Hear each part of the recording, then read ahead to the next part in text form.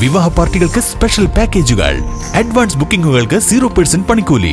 Athulya gold and diamonds, Valanchery road, Koppam. Anakkara ഗ്രാമപഞ്ചായത്തിലെ പള്ളിപ്പടി മേലേഴിയം പാതയിലെ ദുരിതയാത്രയ്ക്ക് അറുതിയില്ല.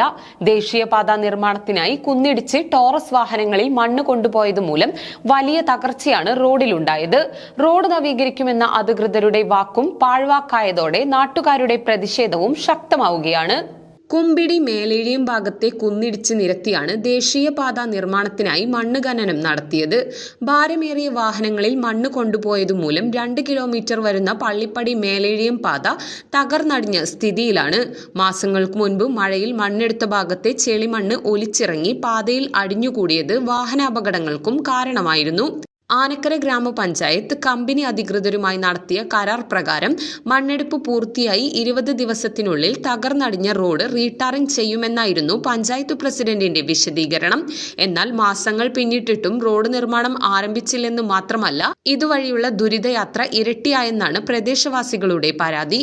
തകർന്ന റോഡിലൂടെയുള്ള ഓട്ടം കാരണം വാഹനങ്ങൾക്ക് കേടുപാട് സംഭവിക്കുന്നുണ്ട്. ഇത് വലിയ സാമ്പത്തിക ബാധ്യതയാണ് ഉണ്ടാക്കുന്നതെന്ന് ഡ്രൈവർമാരും പറയുന്നു.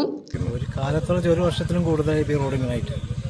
ഇത് അന്ന് മണ്ണടി തുടങ്ങിയ മുതലേ റോഡ് കംപ്ലൈൻറ്റ്.